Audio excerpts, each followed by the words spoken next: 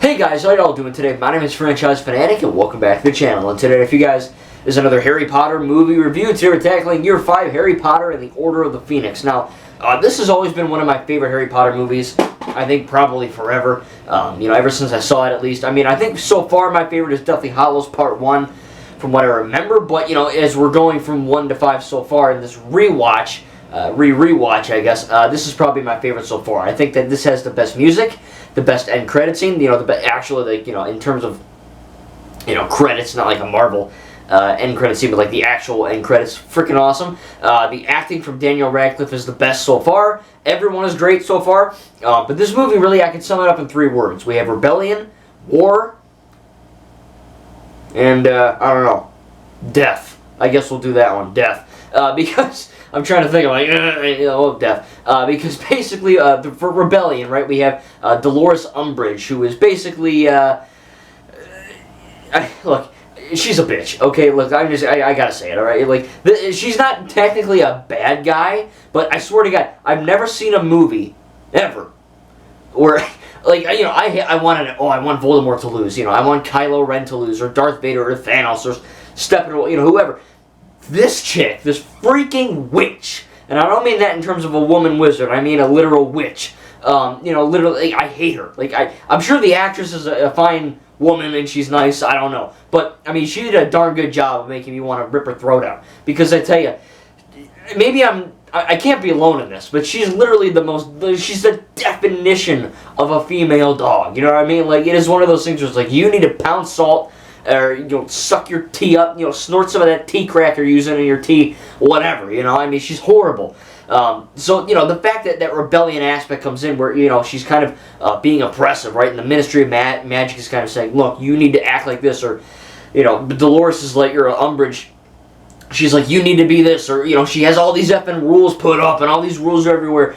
And then, of course, it all comes crumbling down on her with, the Fred and George Weasley kind of plopping in there and making a ruckus.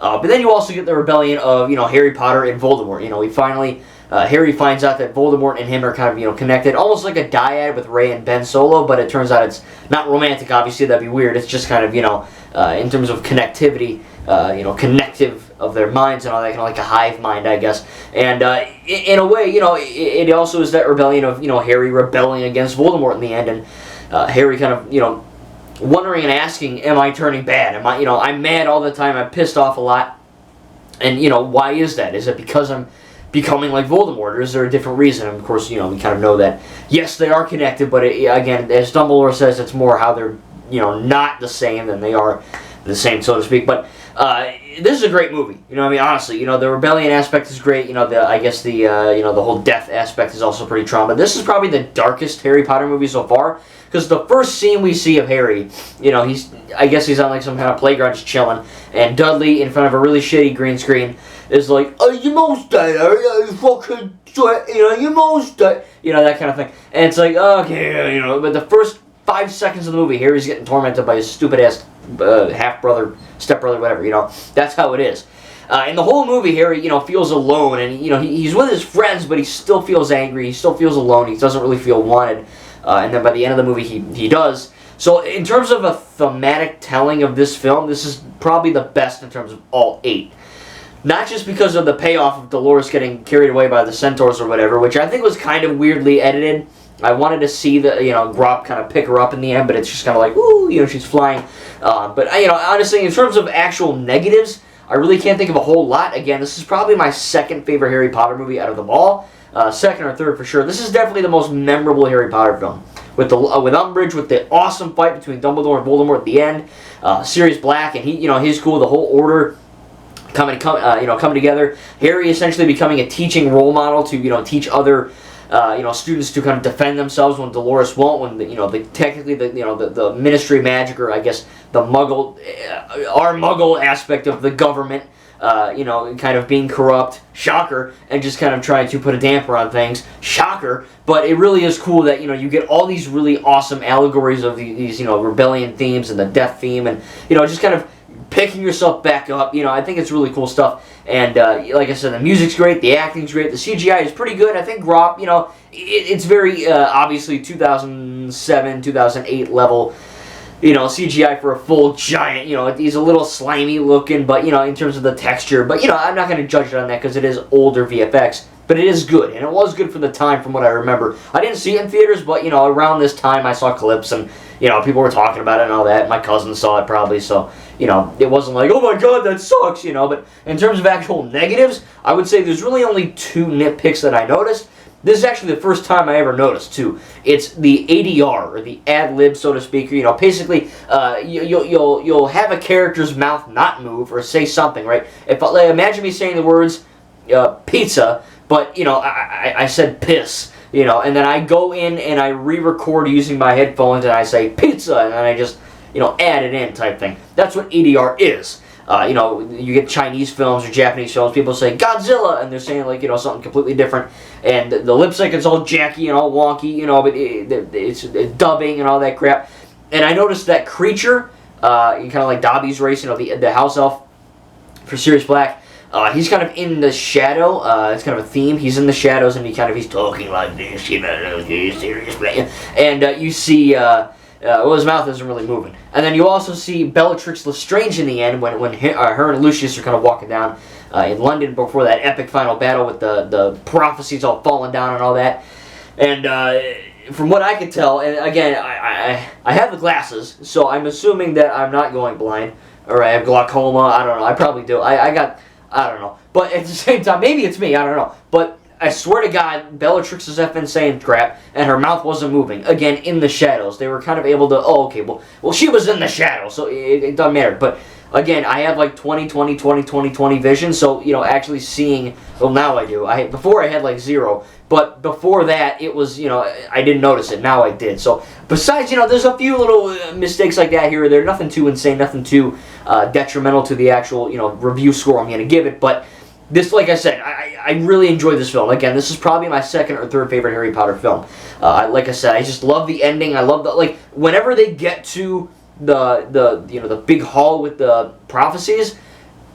Once that starts, it all just the final battle with fighting and seeing Harry's teaching pay off, and then seeing Sirius and Lupin and everyone come together, Mad-Eye Moody, and just having this big epic badass fight is awesome. Seeing Sirius and Harry fight together, seeing the fight between Albus and Voldemort, how that kind of resides, seeing Harry fight back against him, kind of like a demonic possession. It's great. I mean, it's top tier stuff for Harry Potter, just for films.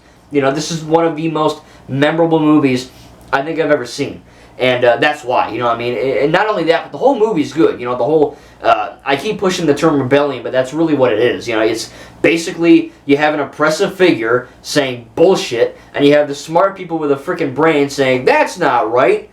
Objectively not right. We gotta change that, right? I mean, shit, this is ringing true to real life so well. So you get all of this stuff, you finally have them fighting back, and Dolores sadly does not die. Again, I'm going to say it out loud. Again, I think Umbridge is one of the worst characters in film. And I don't mean that in terms of she's a bad, poorly written character. I mean that she's literally a bad person in the movie. And the actress, like I said at the beginning of the video, she did a really freaking good job of making me want to just hate her guts. I mean, she really, even that music, the cheerful music, her smugly walking down the halls, her freaking cankles everywhere, she's tubbing along, just pissing everyone off. She's torturing students. I mean, she's a real moronic a-hole. And it's one of the most satisfying moments in film history to me when she finally gets lifted up. Now, again, I would have done that editing a little bit differently. Again, you kind of see her getting lifted up. When she says, I really hate children, or whatever she does, I wish that you actually would have seen, Grop come in like the same shot, but instead it kind of cuts to her just kind of, kind of flipping out in the air. That I would have edited a bit differently. It was kind of it should have been such an amazing payoff, because not only do the students hate her, and not only do the teachers hate her, but we hate her. You know what I mean? And for that, she's not an actual villain. She's just an a-hole. You know what I mean? Like, she's working for the corrupt ministry, the Cornelius Fudge.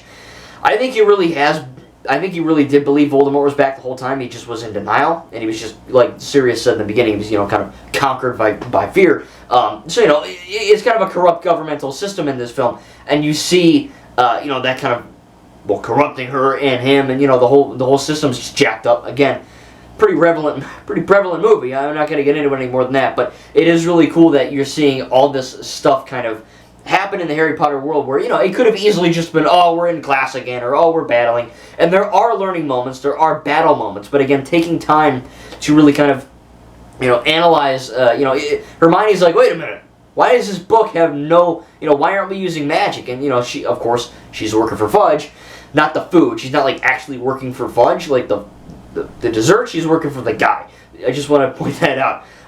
Maybe she's working, maybe they pay her in Fudge, I don't know. But all of that is, going forward with the idea that, no, you're not using magic, you're not doing this, we're going to, keep you, we know you're up to no good, you're up to the shyster kind of attitude here. Even the room of requirement, Ron said, you got to poop real bad, well, that's going to have a toilet. The room has that in there. I believe the room of requirement is also in Hogwarts Legacy, and was also in Fantastic Beasts, Secrets of Dumbledore, I believe. So, it's a pretty prevalent thing. But it was really cool to be introduced in this movie. The whole teaching aspect is really great. I'm not too big on the Harry Cho Chang thing. It's all right. I think Harry and Ginny is better, but, I'm not a tween girl. So, just in film, I think it's, kind of whatever. But, I think the whole Neville aspect, because Neville's always been kind of the, he's the loser kid. That's what they painted him as. And, as he gets older, he's starting to believe in himself more. And I think J.K. Rowling, when she was on crack or something, she probably smoking all that weed, she was like, oh, Neville's the chosen one, and Hermione was in a wheelchair, all that. And I think, honestly, maybe Neville was the chosen one. Who knows? It was probably Harry, but maybe Neville, who knows. But I do think that, it is cool to see Neville grow as a character from being kind of a loser, honestly, because he's always like, why does this always happen to me, stuff like that, to, actually, we'll see in future movies. But in this film, he starts to kind of, understand and use magic well, and he starts to learn the spells. So we also get the background information with, Bellatrix and all that. So everything connects. It's really freaking cool. Sirius Black dying, I think it was a very good scene, and everyone was well acted in it, but I didn't feel really much of anything. Mainly because he was in Prisoner of Azkaban, right? He was in 3. He was barely in 4 for like 5 minutes in the freaking fire, and then he's in this one, and the film wants the audience to go, wow, okay, I'm sad Sirius died. And I am, because Harry's sad. I relate to Harry. But in terms of, like, me, like, oh, I wasn't crying. I didn't really feel a whole lot. I felt sympathetic to Harry and, all the Order and all that. But I think maybe we should have spent a little more time with Sirius in Goblet of Fire, or just any other. I know the books, I didn't read them, but, I'm assuming they're following the books pretty tightly. Maybe that's just me, I don't know. It's not a negative, I wish we saw more Sirius before he died. That way I would have cared more. But it was a great scene. I think it's really, really cool that Harry uses Crucio. It's not good, but it is, finally he's able to let off some steam.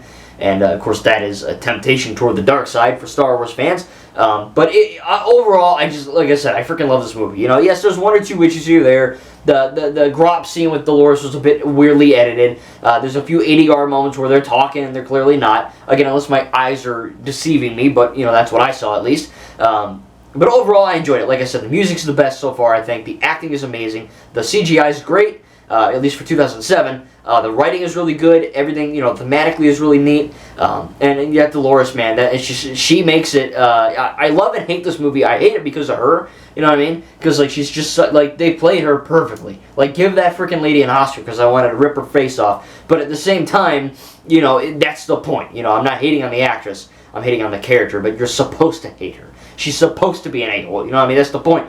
And they did it freaking flawlessly. You know what I mean? They really did. Yeah, because, you hate Voldemort because he's a bad guy, but you also hate her because she's just a turd, So it is kind of cool that it all kind of, flows together really well. But, I'm very much excited to see what happens, if I ever read the books. But, of course I know what happens in the movies, but I didn't read the books. I read The Cursed Child because that's not a movie, but still. I'm probably going to give Harry Potter and the Order of the Phoenix, I'll give it an A-.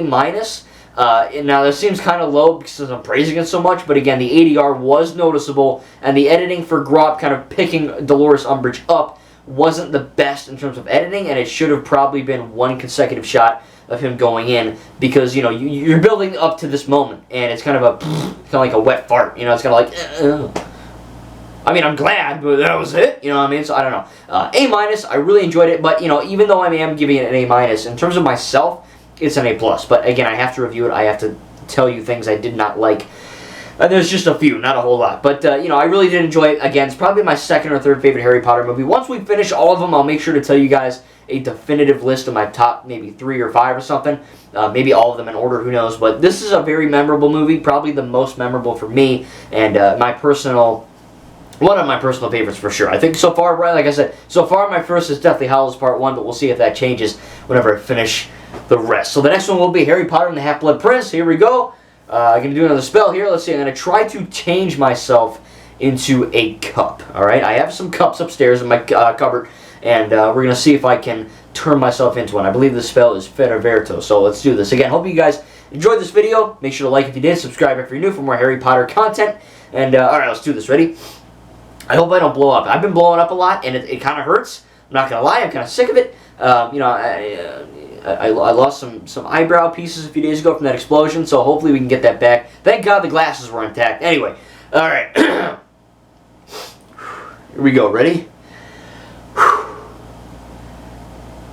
Fediverto.